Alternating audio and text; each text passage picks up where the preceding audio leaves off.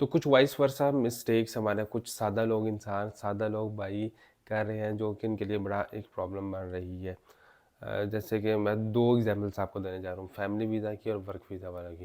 अगर सबसे पहले मैं वर्क वीज़ा वालों की बात करूँ, तो वर्क वीज़ा वाले जो हमारे भाई हैं, उनका तो एक तो बहुत मुश्किल से नॉलेज का इशू होता है, और उसके बाद उनको सबसे बड़ा हर्डल जो होता है वो अपॉइंटमेंट्स का होता है। और करंटली जो हमें कॉल्स करके वो बता रहे होते हैं कि अगर हम बाहर से किसी पर्सन को हायर कर रहे हैं कि हमारे भी यहाँ पर आप अपॉइंटमेंट्स को बुक करें, तो वो ना करते हुए 8 से 10 लाख रुपए तक डिमांड कर रहे हैं अपॉइंटमेंट्स को खाली बुक करना, जो कि एक ह्यूज अमाउंट है। ठीक हो गया, इतने पैसे हो तो पाकिस्तान के अंदर वैसे ही कोई छोटी मोटे या सा कारोबार कर ले। तो लेकिन आपको यहाँ पर बता देना चाहूँ कि फिर जिन लोगों के पास इतना सोर्स नहीं होता, तो ज़ाहिर सी बात है इंसान पहले सबसे पहले खुद ट्राई करता है कि मैं खुद से अपॉइंटमेंट्स को बुक करें। तो जो हम वीडियोस बना रहे होते हैं रजिस्ट्रेशन की, वेटिंग लिस्ट से रिलेटेड, फैमिली वीज़ा वालों के लिए, तो कुछ लोग जो वर्क वीज़ा वाले वो समझते हैं कि ये उनसे उन्हीं से वो भी इस तरह की वेटिंग लिस्ट में या रजिस्ट्रेशन कर सकते हैं।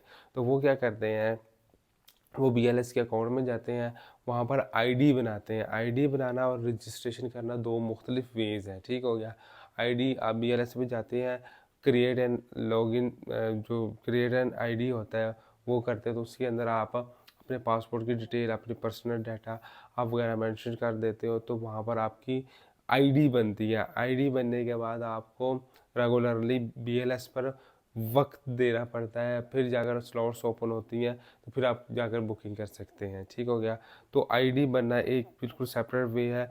जो वर्क वीज़ा वाले हैं वो आईडी बनाकर वो रेगुलरली उनको वॉच आउट करना पड़ेगा। इटली इंटाना में स्लॉट्स आएंगी, वहाँ से डेट पिक करेंगे, फिर टाइम पिक करेंगे, फिर पिक्चर अपलोड करेंगे। उसके बाद जाकर फॉर्म्स को फिलअप करने के बाद अपनी फ़ीस पे करेंगे, तो फिर जाकर उनकी अपॉइंटमेंट बुक होगी। तो इसको बोलते हैं आईडी। तो जो वर्क परमिट वाले हैं वो रजिस्ट्रेशन या वेटिंग लिस्ट के अंदर अपना कुछ भी नहीं कर सकते, उनको सिर्फ और सिर्फ आईडी बनाकर बीएलएस पे रेगुलरली वॉच करना पड़ेगा, फिर जाकर अपॉइंटमेंट मिलेगी। उसी के अगेंस्ट अगर फैमिली वीज़ा वालों को देखा जाए, तो उनको भी आईडी बनानी पड़ती है। आईडी बनाने के बाद उनका जो प्रोसीजर है वो वेटिंग लिस्ट वाला होता है। ठीक हो गया, वो वेटिंग लिस्ट के अंदर जाते हैं, वहाँ पर जाकर अपना पासपोर्ट, अपनी पर्सनल डिटेल, अपना नौला हौसा वगैरह मेंशन कर देते हैं। तो एम्बेसी जो होती है, जो बीएलएस इन नटानिया होती है, वो उनके डॉक्यूमेंट्स की वेरिफिकेशंस करती हैं, तो उसके बाद अपॉइंटमेंट होती है। तो यहाँ पर आपको यहाँ पर मैं एक चीज़ वायदा कर देना चाहता हूँ कि जो वर्क परमिट वाले या स्टडी वाले हैं, उनको आईडी बनाने के साथ अपॉइंटमेंट लेनी पड़ती है।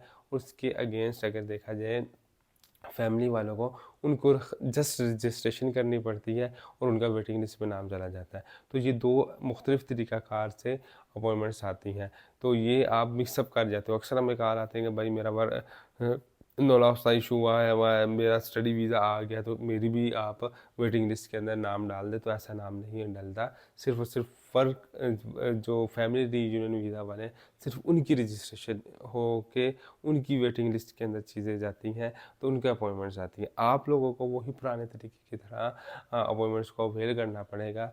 आपको प्रॉपर तरीके से आईडी शाईडी बनाकर वहाँ पर बैठना पड़ेगा, वॉच आउट करना पड़ेगा, फिर जाकर अपॉइंटमेंट होगा। थोड़ा सा कम्प्लेक्स है ये टॉपिक, लेकिन इंशाल्लाह आपको समझ आ जाएगी जब आप इन नटानिया की साइड पर जाकर जो है हाँ वो आईडीज़ वगैरह बनाएंगे। तो होपफुली वीडियो आपके लिए वैल्यूएबल रही होगी।